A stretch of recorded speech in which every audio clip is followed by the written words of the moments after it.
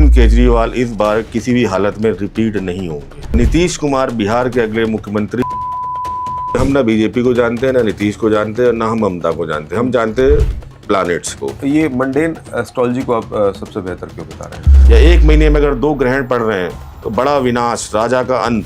पाकिस्तान में निश्चित रूप से आसिम मुनीर तख्ता पलट करेंगे और भारत से युद्ध की फिर से शुरुआत करेंगे। पितृपक्ष को लेकर अगर आप कुछ बताएं कि इसका क्या ज्योतिष की दृष्टि से क्या महत्व है? राह चलते किसी इंसान को आपने अगर पानी भी पिला दिया और उसकी आत्मा से आपके लिए आशीर्वाद निकल गया तो 100 पितृपक्ष में किए गए ब्राह्मणों के उपायों से बेहतर है। शादी से पहले जो कुंडलियां मिलाई जाती हैं वो कितनी महत्वपूर्ण है? बिल्कुल जरूरत नहीं है, छोड़ दीजिए इसको। वो पेड़ से कराते हैं, कुत्ते से कराते हैं? कुत्ते का मंगल ठीक हो जाता है, वो अगले जन्म में इंसान बन जाता है। सबसे पहला काम एस्ट्रोलॉजर का है आपकी डेस्टिनी से आपको रूबरू कराना। हिमाचल और उत्तराखंड में भयंकर भूकंप आएंगे, लैंडस्लाइड होगा। 2026 में बॉलीवुड की कोई बड़ी सेलिब्रिटीज की डेथ होगी। नाम बदलने से कुछ नहीं होता, काम बदलिए आप अपने। कर्म जो है वो पूर्व जन्म के भी काउंट होते हैं। जिस इंसान ने अपने आगे लिख रखा है ज्योतिषाचार, न्यूमरोलॉजिस्ट, पामेस्ट्री और पास्ट लाइफ रिग्रेशन और 1-2 चीजें और, वो सारे काम करता है, वो फ्रॉड है। काल सर्वदोष तो सबसे बड़ा फ्रॉड है एस्ट्रोलॉजी का। नमस्ते दोस्तों, मैं हूं अरविंद योगराज। द अरविंदम्स के इस प्लेटफॉर्म पर आप सभी का स्वागत है। आज के हमारे मेहमान वो शख्स हैं जिनकी भविष्यवाणियां बहुत ही चर्चा में रहती है, जिनकी ज्योतिषीय दृष्टि घटनाओं का सटीक चित्र खींच देती है। भारतीय विद्या भवन के गोल्ड मेडलिस्ट लगभग 2 दशक से अपनी सेवाएं ज्योतिष के फील्ड में वो दे रहे हैं। चाहे देश हो या विदेश, चाहे चुनाव हो या युद्ध, उनके आकलन पर लोग विश्वास करते हैं। हमारे मेहमान हैं मशहूर ज्योतिषाचार्य अंकित अग्निहोत्री। सर बहुत बहुत स्वागत है आपका। नमस्कार सर, और मेरे सभी दर्शकों को कोटि कोटि प्रणाम जो मुझे सुन रहे हैं, सभी को मेरा प्यार भरा नमस्कार। सर सवाल तो कई हैं, लेकिन मैं शुरुआत उससे करना चाहूँगा, जिस तरह से आप लगातार इसमें लगे हुए हैं वो सिर्फ प्रोफेशन का हिस्सा तो नहीं लग रहा है, एक पैशन है। बिल्कुल। कैसे आप इससे जुड़े, आपका भरोसा कैसा बना? ये सवाल इसलिए ताकि वो लोग जो ज्योतिष को शक की नज़र से देखते हैं उनके लिए भी कहीं ना कहीं एक लेसन होगा। देखिए, आप बिल्कुल ठीक कह रहे हैं कि मैंने इसको ऐसे प्रोफेशन चूज़ नहीं किया। आज भी मैं इसके अलावा जो मेरा एक दूसरा प्रोफेशन है, जो मेन सोर्स ऑफ इनकम होना चाहिए, वो कंटिन्यू रहता है। ये मेरा एक पैशन है और इस पैशन में आने का सबसे बड़ा कारण ये है कि जीवन में जो कुछ घटित हो रहा है, कई बार हम किसी चीज़ के लिए बहुत ज़्यादा एफर्ट्स कर लेते हैं और जितना हम उसमें अपना पुरुषार्थ डाल देते हैं, लेकिन कहीं ना कोई कोई सर्कमटेंसेस बनते हैं कि आप उन चीज़ों को नहीं पा पाते हैं। कुछ ऐसा मेरे साथ भी हुआ कि मैं अब उसको, ये प्राइवेसी मेरी है कि मैं उसको शेयर नहीं कर सकता, बट कुछ पर्टिकुलर चीज़ों को मैंने बहुत मेहनत की। मुझे लगता है कि एक इंसान व्यक्तिगत रूप से जितनी मेहनत कर सकता है उसको पाने के लिए, लेकिन कहीं ना कहीं डेस्टिनी ने वहाँ पर सपोर्ट नहीं किया। डेस्टिनी ने सपोर्ट नहीं किया तो जैसे कहते हैं ना कि जब आप बहुत ज़्यादा परेशानी में हो तो आप एस्ट्रोलॉजर के पास जाते हो। तो मैं जितने एस्ट्रोलॉजर के पास जाता था हर आदमी नई बात बता देता था। फिर मुझे लगता था ये कैसे हो सकता है, या तो सब सेम बताने चाहिए, सब अलग बताने चाहिए। फिर मैं भारतीय विद्या भवन से जुड़ा, बहुत सारी चीज़ों से जुड़ा, फिर ज्योतिष का मैंने डिटेल्ड एनालिसिस किया। फिर मेरे जीवन में कुछ ऐसे अनकहे प्रश्न रहे जो पूरे नहीं हो पाए, उनका कारण मुझे अपने डिटेल चार्ट एनालिसिस से पता चला। तो मेरा ये कहना है कि आपके जीवन में जो चीज़ें हैं, जैसे 3P कॉन्सेप्ट है, इस 3P में जो फर्स्ट P है आपकी, जो आपका प्रारब्ध है, इसका सपोर्ट जरूरी है। कुछ चीज़ों को जो कि फिक्स कर्मा में डिफाइन हो गई हैं, जो आपको नहीं मिल सकती हैं, तो फिर आप उसको पुरुषार्थ और प्रार्थनाओं से भी नहीं पा सकते। एक एस्ट्रोलॉजर के लिए सबसे ज़रूरी बात होती है कि उसे कर्म सिद्धांत का अच्छा ज्ञान होना चाहिए। कर्म सिद्धांत, मैं कहता हूँ कि एस्ट्रोलॉजी से पहले भगवत गीता पढ़नी चाहिए। अगर आप एस्ट्रोलॉजर बनना चाह रहे हो, कर्म सिद्धांत को पढ़ना चाहिए, रीड करना चाहिए कि काम कैसे करता है। 3 तरीके के कर्म होते हैं, दृढ़ क्रम, अदृढ़ क्रम और दृढ़ क्रम, यानी फिक्स, फ्लेक्सिबल, सेमी फ्लेक्सिबल, जो अपनी आप पास्ट लाइफ से लेके आए। तो जो फिक्स कर्मा होते हैं उनको यहाँ बैठा कोई व्यक्ति नहीं काट सकता, ना कोई एस्ट्रोलॉजर, ना कुछ। उससे रिलेटेड जो प्रॉब्लम्स हैं जो फेस करनी पड़ेंगी आपको, उसमें कोई चेंजेस नहीं हो सकता। तो मेरा यकीन तो ये है कि अगर आप कर्मास को ढंग से डिफाइन कर सकते हैं, सपोज किसी के बर्थ में, मैंने बहुत सारे ऐसे चार्ट्स देखे हैं जो मेरे पास आए जिनके चार्ट में बेबी बर्थ के लिए कोई भी जगह नहीं दिख रही थी, फिक्स कर्मा में कन्वर्ट था। तो उसके लिए वो चाहे जितने एफर्ट्स कर लें, चाहे जितना प्रार्थनाएं कर लें, वो तकलीफ आनी है। तो उस तकलीफ को एस्ट्रोलॉजर का काम है रेक्टिफाई करना कि आपको ये फिक्स कर्मा से आ रहा है, तो इट मीन्स कि आप इसको इस टाइम इम्प्रूव करो, इस बर्थ में किसी और बच्चे को आप अडॉप्ट करो, तो आपका प्रायश्चित भी होगा और आपका जो आगामी बर्थ है वो सुधरेगा।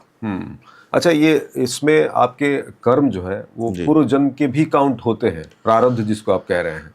बिल्कुल सर, इसलिए काउंट होते हैं कि हर व्यक्ति के मन में सवाल होता होगा, एक 7-8 साल का बच्चा, उसको कैंसर क्यों हो रहा है? उसने कोई पाप नहीं किया, किसी का धोखा नहीं किया, बेईमानी नहीं की, या जो बच्चे जिसने जन्म लिया उसके 3 दिन के भीतर ओपन हार्ट सर्जरी हो रही है, इतना असाध्य कष्ट उसको झेलना पड़ रहा है, क्यों?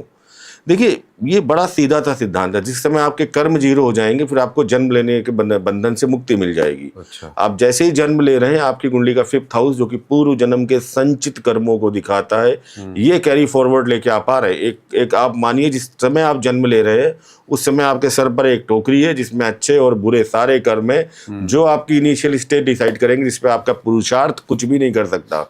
लोग बहुत ज़्यादा पुरुषार्थ की बात करते हैं, हम ये कर लेंगे, वो कर लेंगे, हम डेस्टिनी को नहीं मानते। तो आप अपने माता पिता डिसाइड कर सकते हो कौन होंगे। आप इस बर्थ में बैठ के ऐसा काम करो कि आप अगले बर्थ में डिसाइड कर लो कि अंबानी क्या मैं पैदा होऊंगा, ये फिक्स है, नहीं कर सकते। आपका भाई बहन कौन सा होगा, आप नहीं डिसाइड कर सकते। आपको फिजिकल बॉडी कैसी मिलेगी, हेल्दी मिलेगी, बीमारी वाली मिलेगी, आप पूरी लाइफ बहुत हेल्दी रहो, प्रॉमिस करो कि अगले बर्थ में हेल्दी होऊंगा, ये कंफर्म नहीं हो सकता। तो इसी तरह डेस्टिनी काम करती है कि आप जब जन्म लेते हैं तो आपके प्रारब्ध का निर्माण करती है। ऐसे माता पिता मिलने चाहिए पूर्व जन्म के कर्मों के हिसाब से, ऐसे भाई बहन मिलने चाहिए, और डेस्टिनी की शुरुआत ऐसी होनी चाहिए। उसके बाद फिर आपको छोड़ देती है कि अब आप पुरुषार्थ करो और प्रार्थनाएं करो, अपनी डेस्टिनी को कितना बना सकते हो, कितना बिगाड़ सकते हो, वो आपके ऊपर है।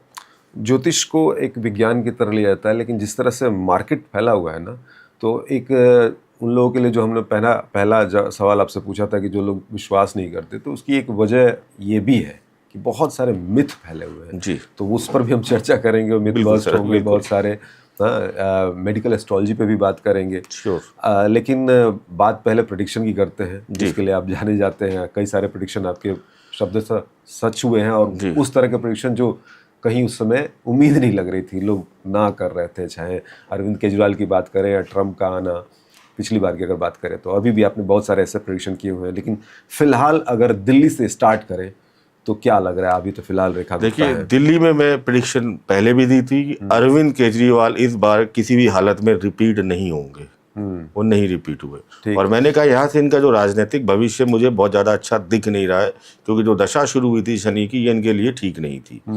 और उस दशा की शुरुआत होते ही वो जेल भी गए। उसके बाद उनका लगातार, मुझे तो डाउनफॉल ही दिखता है दिल्ली में, वो मुझे दिखते भी नहीं है जहाँ से उनका हुआ।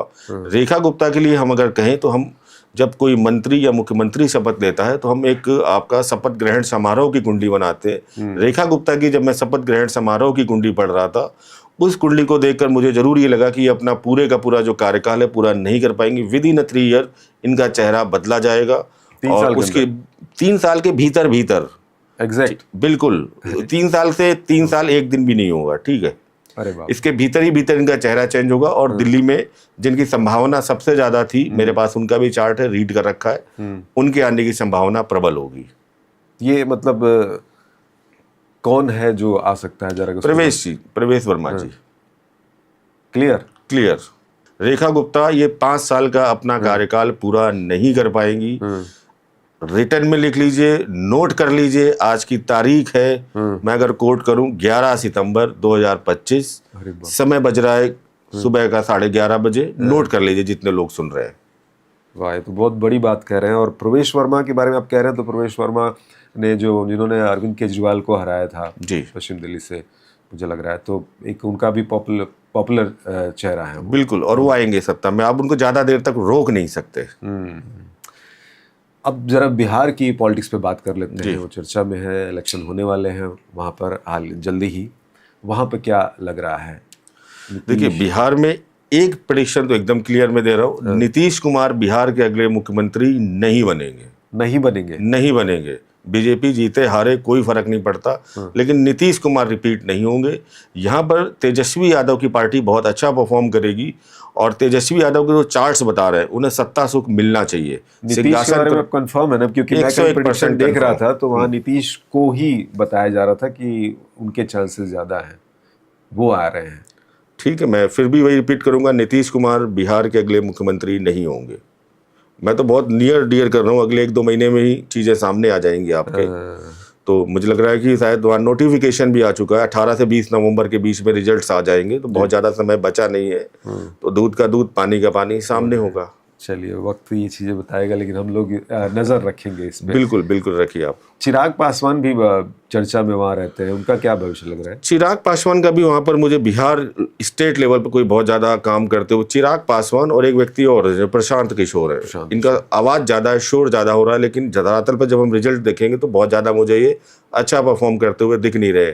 बहुत लोग प्रशांत किशोर को किंग मेकर बोल रहे हैं, लेकिन मैं बिल्कुल बोल रहा हूँ कि बहुत ज़्यादा उनको लीड मिलती हुई मुझे बिहार में नहीं दिखती है। बिहार में इस समय अगर हम तेजस्वी यादव की कुंडली को इंडिविजुअल चेक कर रहे हैं तो वहाँ पर अच्छा संकेत मिल रहा है कि वो एक बड़ी पार्टी के रूप में बढ़त बनाते हुए, और अगर सब कुछ सही रहा, अब देखिए पॉलिटिक्स में बड़ा रिस्क हो जाता है कि कई बार जीती हुई पार्टी भी सरकार नहीं बना पाती, कमल कहीं और खिल जाता है अचानक से, ऑपरेशन लोटस हो जाता है। लेकिन फिर भी मेरे जो भविष्यवाणी का जो रुझान है वो तेजस्वी यादव की तरफ जाता है। नीतीश के लिए कन्फर्म वो तो रिपीट नहीं होंगे। चलिए, अभी तो वक्त के साथ चीज़ें सामने आएंगी और तब एक बार हम फिर मिलेंगे शायद। पश्चिम बंगाल का रुख कर लेते हैं, वहाँ की राजनीति बड़ी उथल-पुथल रहती है, उथल-पुथल चलती रहती है और सभी की निगाहें इस बार बंगाल पर ज़्यादा है, बिहार से ज़्यादा बंगाल पर। प्रश्न ये उठता है कि ममता बनर्जी क्या अपनी जो मुझे लग रहा है तीसरा टेन्योर होगा या चौथा, जो भी हो उसको रिपीट कर पाएंगी नहीं कर पाएंगी। तो हम ममता बनर्जी का जब चार्ट देख रहे थे 2007 से उनकी शनि की महादशा बहुत बढ़िया चल रही थी, शनि उनके एक्सॉल्टेड है, अच्छी पोजीशंस में चार्ट पे बैठे हैं और ये प्रेडिक्शंस में शायद अभी खत्म होने वाली है शनि की महादशा। यहाँ से काफ़ी कुछ चेंजेस होने वाला है ममता बनर्जी के चार्ट में। ममता बनर्जी के चार्ट में मैं एक चीज़ यहाँ पर क्लियर कहूँगा कि ममता बनर्जी भी बंगाल में रिपीट नहीं करेंगी इस बार। ये ममता बनर्जी और नीतीश कुमार का कोई डायरेक्ट इलेक्शन, यानी जो आप जनता के बीच में जाके लड़ते हैं, वो लास्ट इलेक्शन है। और यहाँ से दोनों का जो राजनीतिक भविष्य है वो बहुत ज़्यादा मुझे एक्टिव पॉलिटिक्स में दिखता नहीं है। ममता बनर्जी के लिए मैंने सेम प्रेडिक्शन कर रखी है, ममता बनर्जी बंगाल में रिपीट नहीं करेंगी। बंगाल से मुझे कम से कम हज़ारों फ़ोन आते हैं, 90% तो बोलते हैं कि जिस दिन ये हो गया उस दिन आपके ऑफिस में रसगुल्ला भेजेंगे हम बहुत सारा। 10% बोलते हैं कि जो ममता बनर्जी को फॉलो करते वो नाराज होते। अच्छा, यहाँ भी मैं आपको बोलूँगा कि ममता के लिए भी प्रेडिक्शन कहीं एक जगह मैंने देखा हुआ है, वो हो रखा है कि उनके चांसेस है, लेकिन आप यहाँ भी ये कह रहे हैं कि वो नहीं आ रही है। देखिए, हमें बिना बायस्ड हुए, हम ना बीजेपी को जानते हैं, ना नीतीश को जानते हैं, ना हम ममता को जानते हैं। हम जानते हैं प्लैनेट्स को, किसके प्लैनेट्स किसको सपोर्ट करते हैं, हम उस पर बात करते हैं। यहाँ पर बीजेपी के लिए अच्छा समय है और हो सकता है बंगाल में बीजेपी अपनी सरकार बनाए। मुख्यमंत्री कौन होगा ये हमेशा वहाँ चर्चा का विषय रहता है, क्योंकि बीजेपी में ये रहता है कि बहुत ज़्यादा जिसका नाम हाई होता है वो मुख्यमंत्री बनता नहीं है। तो वो प्रेडिक्शंस मैं नहीं कर सकता मुख्यमंत्री कौन होगा, लेकिन बीजेपी सरकार में आनी चाहिए बंगाल में अच्छी पोजीशंस में। ममता बनर्जी रिपीट नहीं होंगी। चलिए, जियो पॉलिटिक्स की तरफ भी रुक करते हैं, लेकिन उससे पहले मैं एक बार ये जानना चाहूँगा, जैसे कि अहमदाबाद में ये प्लेन हादसा हुआ, बड़ा ही दुखद रहा और बहुत चीज़ें, इस तरह का कुछ ऐसा हादसे को लेकर कुछ बताया जा सकता है, कुछ और ऐसा? बिल्कुल बताया जा सकता है। आप मेरे चैनल पर जाइए, हमने 3 अप्रैल को प्रेडिक्शन दी है। एक चैत्र शुक्ल प्रतिपदा की कुंडली बनती है, यानी हम जो हिंदू कैलेंडर के हिसाब से जो हिंदू नववर्ष होता है उसके हिसाब से कुंडली बनाते हैं। हमने चैत्र प्रतिपदा शुक्ल पक्ष की कुंडली बनाई जो कि 29 मार्च के बाद बनी। 3 अप्रैल को हमने प्रेडिक्शन की, बड़ा आतंकवादी हमला हो सकता है, विमान दुर्घटनाएं हो सकती हैं, प्राकृतिक आपदाएं आएंगी, और ये सब आप रिकॉर्डेड है। ये सब तब बोला गया था जब ये कुछ हुआ ही नहीं था, और आप मेरे चैनल पे जाके बड़े आराम से इसको देख सकते हैं। तो ये क्यों हुआ था कि जो चैत्र शुक्ल प्रतिपदा की कुंडली बनी थी वहाँ अष्टम भाव में पंचग्रही योग बना था। अष्टम भाव बहुत खराब भाव माना जाता है, दुर्घटनाओं का, परिवर्तन का, नेगेटिविटी का, और वहाँ पर ये इंडिकेशंस था कि कुछ ना कुछ आतंकी हमला भी होगा। और आप देखिए, मैं मैथमेटिकल कैलकुलेशन बताता हूँ। हमने 3 अप्रैल को प्रेडिक्शन की थी, और एक मंडेन एस्ट्रोलॉजी में एक कॉन्सेप्ट होता है कि राहु एंड शनि सब सेम डिग्री पर आएंगे जब ट्रांजिट में, तो कुछ ना कुछ बड़ा होगा। 21 अप्रैल को 6:42 के आसपास राहु और शनि सेम डिग्री पर ट्रांजिट के थे। अगले 24 घंटे के अंदर 22 अप्रैल को पहलगाम में एक आतंकी हमला हो जाता है, वर्ल्ड वॉर, पाकिस्तान का वॉर शुरू हो जाता है। उसके बाद आप देखिए लगातार समस्याएं चली रही हैं। लोगों ने बहुत अनाप शनाप बोला, एस्ट्रोलॉजी बोलते हैं मंगल का साल है, दंगल होगा, आग ही आग लगेगी। अब इतना पानी आ रहा कहाँ से आ रहा है इस साल? हर जगह बाढ़ आ रही है, पंजाब डूब रहा है, प्राकृतिक आपदाएं आ रही है, तो ये हमारे जो हिंदू ज्योतिष है ये नंबर वंबर को नहीं मानती है 1 से 8 9। हम बात करते हैं चैत्र शुक्ल प्रतिपदा की, मेष संक्रांति की कुंडली को, और ये मंडेन एस्ट्रोलॉजी जो कि आपके विश्व परिदृश्य की घटनाओं को बहुत प्रभावी ढंग से विश्लेषण कर सकती है, वहाँ से सारी चीज़ें निकल के आती है। मेरे पास कोई इंट्यूशन पावर नहीं है, मेरे पास बहुत अच्छी डिग्री है भारतीय विद्या भवन की, और मैं मैथमेटिकल फॉर्मूलेस के साथ काम करता हूँ, लॉजिकल काम करता हूँ। मेरे पास ऐसा कोई नहीं है कि मेरे कान में कोई बोल रहा है, मेरे मुंह में कोई बोल रहा है, के बता रहा है। मैथमेटिकल रीजन दे रहा हूँ। जाके आप जितने लोग भी देख रहे हैं 21 अप्रैल को 6:30 बजे शाम के आसपास ट्रांजिट के राहु और शनि की डिग्री देखें, सेम मिलेगी, और देखिए 24 घंटे के अंदर क्या परिणाम होता है। दोबारा जब भी ऐसा कॉम्बिनेशन आएगा फिर होगा। ये एक पार्ट है, इसको करना चाहिए प्रेडिक्शन में। नाइस। ये मंडेन एस्ट्रोलॉजी को आप सबसे बेहतर क्यों बता रहे हैं? देखिए, मंडेन एस्ट्रोलॉजी का इसलिए मैं बेहतर बता रहा हूँ कि आप इसमें जो विश्व परिदृश्य की घटनाएं उनका अवलोकन कर सकते हैं, बड़े तख्ता पलट को देख सकते हैं, बड़े राजनीतिक हलचल को देख सकते हैं, ये आपकी सुनामी, भूकंप, ऐसी जितनी घटनाएं हैं इनको प्रिडिक्ट कर सकते हैं, अलर्ट कर सकते हैं। तो हमने, देखिए, अब मेरा वो काम नहीं कि जैसे कोई बुरी घटना घटे उसके नीचे मैं रील लगा दूं कि हमने कहा था। इसको कहते हैं किसी की चिता पे रोटियां सेकना। एक बार हमने इंडिकेशन सभी को दे दिया था और वो पड़ा हुआ है। तो ये देखिए अभी पूरा अगले, और यहाँ ईयर एंड से कोई फायदा नहीं है जो दिसंबर बदल रहा है। ये कुंडली है इस चैत्र शुक्ल प्रतिपदा की कुंडली है अगली मार्च तक, यानी जब तक नवरात्रि शुरू होंगी वहां तक ये जो चीजें चल रही है। हम हिंदू नववर्ष को फॉलो करते हुए ये चार्ट हमने बनाया था। पाकिस्तान की चर्चा हुई है तो एक बार उस पर भी बात कर लेते हैं। क्या वहाँ का माहौल दिख रहा है? आसिम मुनीर को लेकर क्या कुछ कहा जा सकता है? पाकिस्तान वो व्यक्ति है जो कभी नहीं सुधर सकता, ठीक है, या वो देश है। यहाँ पर बड़ी शांति लग रही है, लेकिन हम एक वर्ष कुंडली का कॉन्सेप्ट देखते हैं। जब भारत की वर्ष कुंडली इस बार बनी है 15 अगस्त को, इसी साल, अभी कुछ ही महीने पहले, 1 महीने पहले, तो वो वर्ष कुंडली कहीं ना कहीं हमें युद्ध की संभावनाओं को दिखा रहा है। पाकिस्तान की कुंडली या पाकिस्तान का जो जन्म हुआ था वो इस निश्चित रूप से इसके प्रॉमिस के साथ हुआ था कि इसका विघटन होगा, ये 2 से 3 पार्टों में टूटेगा, क्योंकि उन्होंने कोई एस्ट्रोलॉजी को फॉलो नहीं किया था। हमारे यहाँ प्रॉपर एस्ट्रोलॉजी फॉलो की गई। अभिजीत मुहूर्त दिया गया रात का 12 बजे। आज़ादी में नेहरू जी ने, राजेंद्र प्रसाद, ये बड़े अच्छे एस्ट्रोलॉजर थे, एस्ट्रोलॉजी को बहुत मानते थे। तो उस टाइम के सूर्य नारायण व्यास, हरदेव शास्त्री जी और इन सबको लगाया कि आप अच्छा मुहूर्त निकालो। तो जितना बेस्ट मुहूर्त निकाल सकते थे उन्होंने निकाला, क्योंकि उस टाइम भी पंचग्रही योग बन रहा था। तो उसका इम्पैक्ट कम करने के लिए उन्होंने 3rd हाउस में वो पंचग्रही, भारत की टॉरस वृषभ लग्न की कुंडली है, 3rd हाउस में बहुत सारे प्लानेट है, 3rd हाउस थोड़ा सा डिस्टर्ब हो गया है, पड़ोसियों का हवा। तो आप देखिए भारत को जो पड़ोसी मिले हैं वो सारे ऐसे मिले हैं जो कुछ ना कुछ परेशानी करते रहते हैं। पाकिस्तान ने इस चीज़ को फॉलो नहीं किया, 4th हाउस उनका खराब है, बांग्लादेश में टूट चुके हैं, ठीक है, आने वाले समय में वो बलूचिस्तान में भी टूटेंगे बहुत जल्द। और युद्ध की संभावनाएं मुझे दिख ही रही है 15 अगस्त के बाद से, और ये आप आगे होते हुए देखेंगे। भारत में द्विजन्म लग्न की कुंडली हुई है, मुंता 7th हाउस में गया है जो आक्रमण, विदेशी आक्रमण को इंडिकेटेड कर रहा है। ये सारी जो चीज़ें आप आते टाइम देखेंगे। आसिम मुनीर खान जैसा व्यक्ति जो पाकिस्तान की कुंडली भी में चल रहा है, जो कि मेष लग्न की है, वहाँ पर तख्ता पलट की प्रबल संभावनाएं हैं और आप बहुत जल्दी देखेंगे। देखिए सितंबर का महीना है, यहाँ पर एक आपका जो चंद्र ग्रहण है वो 7 तारीख को हो चुका है, 21 तारीख को भी दूसरा आपका सूर्य ग्रहण होगा।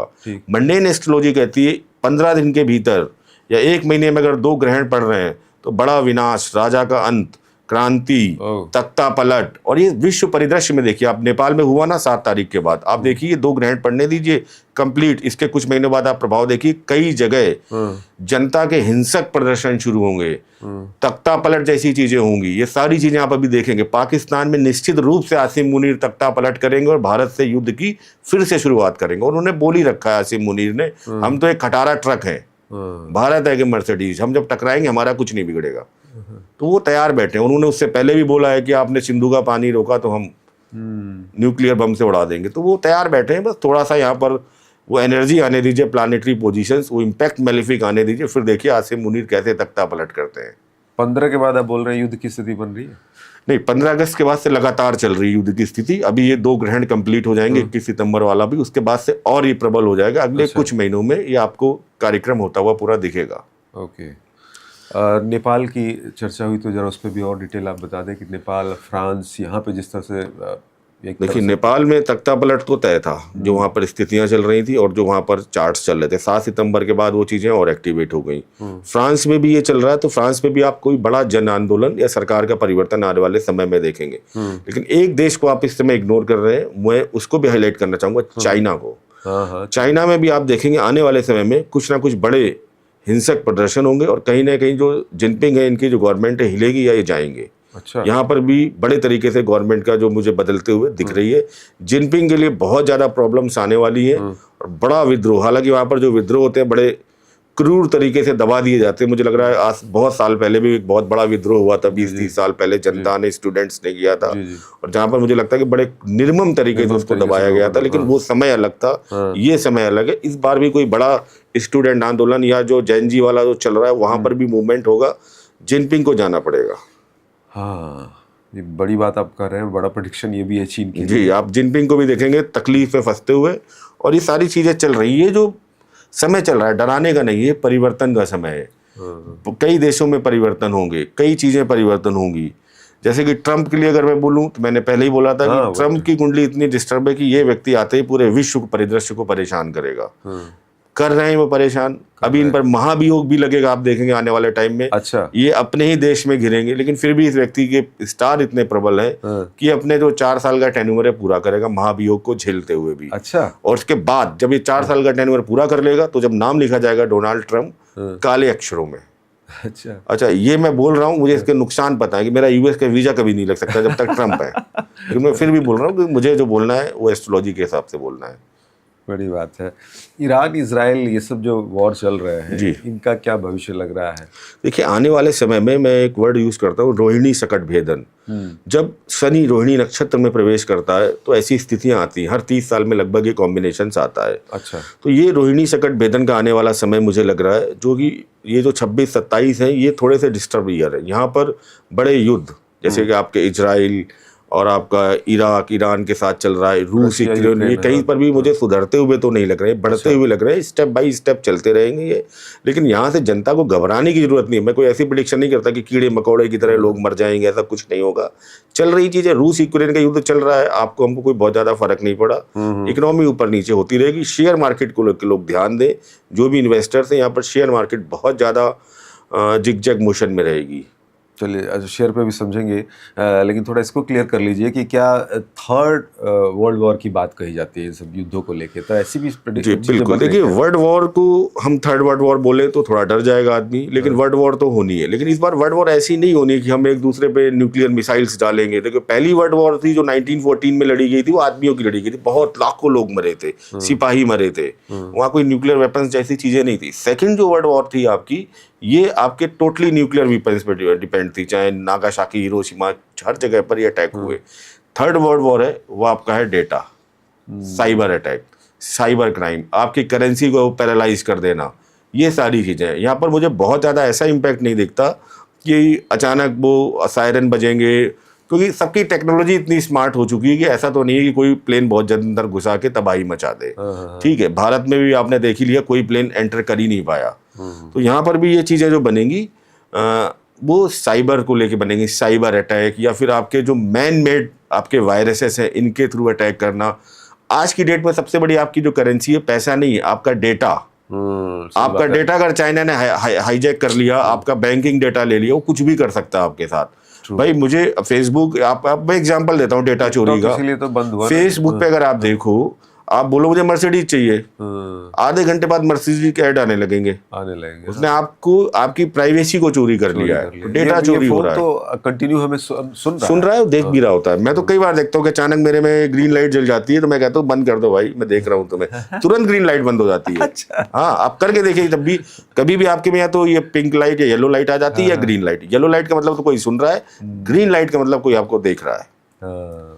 तो आज आगे की डेट में जिसने अपना डेटा बचा लिया, उसको प्रोटेक्ट कर लिया। वर्ल्ड वॉर इसी तरीके की, man made weapon, man made virus हो गए, आपका साइबर क्राइम हो गया, आपका जो आपकी करेंसी है, जो आपकी इकोनॉमी है, उसको डाउन करने के लिए जो नकली करेंसी वाले कॉन्सेप्ट है वो हो गए, आपका डेटा चोरी हो जाना, आपके न्यूक्लियर प्लांट हैक कर लेना, एनर्जी सप्लाई रोक देना, इस तरीके के जो, देखिए आने वाला समय वैसे भी एआई और कंप्यूटर्स का है, तो आने वाले टाइम में जो वर्ल्ड वॉर्स का प्रारूप ये होना चाहिए, और यही प्रेडिक्शंस मैं आपको दे रहा हूँ।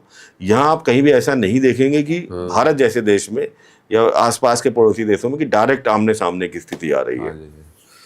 तो अब शेयर के बारे में बताइए, थोड़ा इत्मीनान से बताइए। देखिए शेयर मार्केट को लेके मैं थोड़ा सा इसलिए आप सभी को बताना चाहूँगा, गाइड करना चाहूँगा। शेयर मार्केट हमेशा आपकी जो वर्ल्ड वाइड सेंटिमेंट्स है उन पे डिपेंड करता है। ठीक ठीक, हाँ। अगर आपका पूरा सब कुछ बढ़िया चल रहा है, वर्ल्ड में शांति है, खुशहाली है, जीडीपी है, इकोनॉमी है, बढ़ रही है, शेयर मार्केट भी ग्रो करता है। सीधा सा फैक्टर, इसमें कोई एस्ट्रोलॉजी नहीं है। एस्ट्रोलॉजी यहाँ पर जो एंटर आती है, जो घुसती है, जाती है, वो बताती है कि जब भी आपकी जो जियो पॉलिटिक्स डिस्टर्ब होगी, इस तरीके की वॉर की सिचुएशंस बनेगी, इकोनॉमी डाउन होगी, बार बार गवर्नमेंट का पलटना, तख्ता पलटना, तो कहीं ना कहीं यहाँ पर शेयर मार्केट डाउन जाएगी। आने वाला जो समय लगभग 7-8 महीने का, ये शेयर मार्केट के लिए ठीक नहीं है। गोल्ड को लेकर मैं अभी बोलूंगा अच्छे रेट पे चल रहा है और राइज करेगा, अभी राइज करेगा। ये प्रेडिक्शन है। हाँ, प्रेडिक्शन है। गोल्ड को आप देखेंगे आने वाले टाइम में 2 लाख तक, बहुत जल्दी। 2 लाख तक? बहुत जल्दी। अरे तो भाई जल्दी जल्दी इन्वेस्ट करें लोग। गोल्ड में जो इन्वेस्ट करना चाहते हैं, मैं तो सबसे बोल रहा हूँ, जब वो 70,000 के आसपास था कि लाख तो जाएगा, अभी शायद लग रहा है 1.25 लाख के आसपास पहुंचने वाला है, जो MCX पे देखें, ये 2 लाख भी क्रॉस करेगा, और दीपावली तक तो ये बहुत अच्छी कंडीशन में हो जाएगा। 140-145 के आसपास होना चाहिए। ओह जी। और सिल्वर का भी फ्यूचर अच्छा है। देखिए क्या है कि जब आपका शेयर मार्केट डाउन होगा तो इन्वेस्टर्स ने सिल्वर और गोल्ड में ही करते हैं, सीधा सा इसमें रूल है, और दोनों मुझे बढ़ते हुए दिख रहे हैं, क्योंकि ये एक सेफ इन्वेस्टमेंट है आने वाले टाइम के लिए। अच्छा, पितृपक्ष को लेकर अगर आप कुछ बताएं कि इसका क्या ज्योतिष की दृष्टि से क्या महत्व है, क्या एक धार्मिक परंपरा भर है, या फिर इसका ग्रह नक्षत्रों से भी कुछ कनेक्शन है, प्रभाव पड़ता है? देखिए, नैनन छिदन्ति शस्त्राणि नैनन दहति पावका, ना चैनम क्लेदन्त्यात्तो ना शोषयति मारुता। आत्मा अजर है, अमर है, एक शरीर से दूसरे शरीर में स्थानांतरण करती है, जैसे नवीन वस्त्र धारण करते हैं हम। जब हमने ये शरीर छोड़ दिया, ये जितने बंधन है हमारे, वो हमारे शरीर के ही बंधन है, आत्मा किसी बंधन से नहीं बंधी। ये मैं आपको एस्ट्रोलॉजी के अलावा लॉजिक और फिलॉसफी के साथ बताऊंगा। तो मेरा ये मानना है, पितृपक्ष चल रहे हैं, आप अच्छा काम कीजिए, लोगों को हेल्प कर सकते हैं करिए, लेकिन किसी बहुत ज़्यादा रीति रिवाज में मत बंधिए कि मुझे कौवे को खाना खिलाना है तो मेरे फादर के पास पहुंचेगा। सबसे पहले तो जो मैं रूल फॉलो करता हूँ वो सबको करना चाहिए। अगर आपके पेरेंट्स इस टाइम जिंदा हैं, जितने लोग मुझे सुन रहे हैं, तो एक काम जरूर करें इस पितृपक्ष में। आप गर्लफ्रेंड के साथ डेट पे जाते हैं, वाइफ के साथ डेट पे जाते हैं, तो जब तक वो जिंदा है और जब तक ये पितृपक्ष आए, एक दिन उनके साथ बिताइए, उनको शॉपिंग कराइए, उनको ले जाके डेट पे जाइए, खाना खिलाइए, उनको टाइम स्पेंड कीजिए। तो यहाँ से जो ब्लेसिंग्स आएगी वो आपके बाद में, जब आप ये करोगे नाटक कि पिता तो नहीं है, कौवे को आप ढूंढते फिर रहे हो खिलाने के लिए। मेरा इतना लॉजिक है कि पितृ कभी किसी को परेशान नहीं करते, कभी किसी को, आप सोचिए आपकी मदर है, जब तक वो जीवित रही उन्होंने आपको बहुत प्यार किया, आपके बच्चे को बहुत प्यार किया। ऐसा क्या हो जाएगा कि मरने के बाद वो आपको सताने लगेंगी, पितृदोष आ गया जी, अब तुम मुझे ये नहीं करोगे तो मैं तुम्हारे घर में ये विघ्न बाधाएं कर दूंगी, किसी की शादी नहीं होने दूंगी, किसी की एजुकेशन नहीं, किसी के बच्चा नहीं होगा, पितृदोष आ गया। ये बकवास है, लूटपाट का तरीका है। और देखिए हर धर्म में मिलावट आती है। ऋग्वैदिक काल के बाद भारत का जो हिंदू धर्म है इसमें भी मिलावट आ गई। ऋग्वैदिक काल सबसे अच्छा काल था, और जो आपकी ज्ञान और नॉलेज था वो सबसे एक्सट्रीम पोजीशन पे। वहाँ पर लेडीज को भी यज्ञोपवीत करने की परमिशन थी, वो भी यज्ञ करती थी। गार्गी, विदुषी, अपाला, ये आपने नाम सुने होंगे। बिल्कुल। उसके बाद क्या हुआ कि लेडीज हवन नहीं कर सकती, फिर आप 100 गायों का दान करोगे। तो देखिए जो धर्म की क्रांति आती है, पुनर्जागरण काल जिसको बोलते हैं। इसीलिए जब आदमी किसी एक धर्म से बहुत ज़्यादा परेशान हो जाता है तो उसी समय फिर बौद्ध धर्म आ रहा है, जैन धर्म हो रहा है, जो अहिंसा को प्रमोट कर, अहिंसा के बारे में बात कर रहा है, जो बता रहा है कि आप अपने निराकार जो स्वरूप है ईश्वर का उसको फॉलो करें, किसी आडंबर में ना बंधे। पितृपक्ष है, ठीक है, मैं सबको बोलूँगा, एक तो आपके अगर माता पिता जीवित हैं, आप उनको जरूर उनके लिए कुछ बेटर कीजिए, और पितृपक्ष में अगर कर सकते हैं तो अच्छे काम कीजिए। अच्छे काम का मतलब किसी गरीब का पेट भरिए। इसमें ऐसा कोई मेरे हिसाब से बाउंडेशन नहीं है कि आपको ब्राह्मणों को ही खिलाना है, कौवा खाएगा तभी आपके घर में जाएगा, गाय खाएगी तभी जाएगा, ऐसा कुछ नहीं है। आत्मा एक है सभी की, आप किसी की भी आत्मा तृप्त करते हो। राह चलते किसी इंसान को आपने अगर पानी भी पिला दिया और उसकी आत्मा से आपके लिए आशीर्वाद निकल गया, तो 100 पितृपक्ष में किए गए ब्राह्मणों के उपायों से बेहतर है। पितृदोष को लेके तो बहुत सारी चीज़ें इस तरह की परंपरा रही है और किया जाता रहा है कि भाई पितृदोष लगा है तो आपकी शादी में देरी हो रही है, आपको धन नहीं मिल रहा है, संतान सुख नहीं है, और उसको लेके तमाम उपाय हैं। आप ये बोल रहे हैं तो उन सारे लोगों पे तो एक तरह से आप सीधे नकार रहे हैं, वो आपको दुश्मन की कैटेगरी में शामिल कर देंगे। देखिए, मेरे स्टेटमेंट से मैं जो चीज़ बोलता हूँ रिसर्च बेस्ड बोलता हूँ। 50 लोग आते हैं, बहुत हजारों कुंडलियां मैंने देखी हैं, बोलते हैं पितृदोष की हम शांति करा चुके हैं, लेकिन कोई उपाय फायदा नहीं हुआ। पहली बात तो मैं फिर वही कॉन्सेप्ट कहूँगा, आपके पितृ, पहली बात तो ऐसा है कि जैसे ही शरीर उन्होंने त्यागा, आपके साथ जो स्नेह था, जो मोह का बंधन था, खत्म हो गया। अब ऐसा नहीं कि अगले 7 जन्मों तक आप ही के साथ जुड़ेंगे। आप भगवत गीता को फॉलो करते हैं तो जो मैंने बताया कि महात्मा ने नवीन वस्त्र धारण किए तो नई जगह गई होगी, किसी और के साथ उसका जो कमिटमेंट है वो पूरा कर रही है। आप यहाँ पर पितृदोष के नाम पर अगर कुछ भी कर रहे हैं तो उसका कोई फायदा नहीं। पितृदोष नामक चीज़ मुझे लगती नहीं कोई बहुत ज़्यादा होती है। ये जो आपके फिक्स कर्मा होते हैं कई मामलों में, जैसे कि मैंने बहुत चीज़ें देखी कि नासिक में 1 लाख रुपए खर्च करके आ चुके पितृदोष की शांति के लिए, लेकिन फिर भी बच्चा नहीं हुआ। तो ओरिजिनल रीजन फाइंड आउट करना चाहिए कि इनके D1 chart, D9 chart, D7 chart, D30 chart, जितने डिविजनल चार्ट है, कहीं से भी बच्चे के लिए प्रमोट कर ही नहीं रहे। तो ये पितृदोष का इम्पैक्ट नहीं है, ये फिक्स कर्मा का इम्पैक्ट है जो उनकी लाइफ में आ रहा है, जो उनको डिस्टर्ब कर रहा है। इसके लिए सिर्फ एक रेमेडी है, ईश्वर की डायरेक्ट आराधना। आप प्रेयर कीजिए, क्योंकि मिरेकल्स करने वाली जो क्षमता है वो ईश्वर में ही है, किसी व्यक्ति में नहीं है। और ईश्वर केवल कर्म के बंधनों से बंधे हुए हैं। अगर ईश्वर कर्म के बंधनों से बंधे नहीं होते तो राम के पिता जो कि दशरथ थे, उन्हें पुत्र वियोग में नहीं मरना पड़ता। ठीक है, कृष्ण को अपने जीवन में इतना कष्ट नहीं उठाना पड़ता। इसी तरीके से जितने लोग हैं जो कर्म के बंधनों से, ईश्वर कभी आपको मुक्त नहीं कर सकते। आपके द्वारा की गई प्रार्थना पूजा केवल उसी तरह काम करती है जैसे कि एक छतरी, जैसे कि बारिश हो रही है, जैसे कि कोई नेगेटिव इम्पैक्ट होना है, ठीक है, आपकी लाइफ में, और आप ईश्वर के साथ कनेक्ट हैं, धर्म कर्म के काम कर रहे हैं, तो कहीं ना कहीं एक अम्ब्रेला छाता आ जाएगा। आप जैसे ही घर से निकले, आपके पास छाता आ गया, जैसे ही 2 कदम आगे बढ़े, गाड़ी खड़ी हो गई, आप अपने डेस्टिनेशन पे पहुंच गए। बारिश को होना तो तय था, उसको तो ईश्वर ने भी नहीं रोका, लेकिन आपने अपने पुण्य कर्मों से, प्रार्थनाओं से एक गाड़ी अर्न की, एक छाता अर्न किया, जो कि आपको आगे आपकी मंजिल तक ले गया। दूसरे वो व्यक्ति हैं जो किसी तरीके की पूजा पाठ या पुण्य कर्म नहीं करते, तो वो बारिश में भीगते हुए जाते हैं, कहीं पहुंच जाते हैं, कहीं बीच रास्ते में रुक जाते हैं। मैंने तो जो सवाल बनाया था वो इस तरह से बनाया था कि इसका पूछूंगा कि दोष किस तरह से लगता है और उपाय, बट आप तो उसको उपाय मैं जरूर बता देता हूँ, उपाय जरूर बता देता हूँ। ये पितृदोष हो और चाहे ना हो, अच्छा, ये सबको करना चाहिए। दिल्ली NCR जैसे बड़े शहरों में वृद्धाश्रम बहुत हैं, और ऐसे वृद्धाश्रम है जहाँ पर लोग पेड, यानी उनको कोई फाइनेंशियल इशूज नहीं है, उनके बच्चे US में है, दूसरी कंट्रीज में, तो उनको ये रहता है कि मुझे अगर कुछ हो गया तो कोई ऐसा तो होना चाहिए कि मुझे ले जाए। तो पेड सर्विसेज यानी 15,000 20,000 रुपये उल्टा दे रहे हैं वहाँ पर, कि उनको फैसिलिट किया जा रहा है, रूम दिया जा रहा है, सब कुछ, खाना पीना, योगा, मेडिटेशन, और एक ग्रुप बन रहा है तो अच्छे से रहे। तो उनके पास बोलने वाले लोगों की कमी है, बात करने वाले लोगों की कमी है।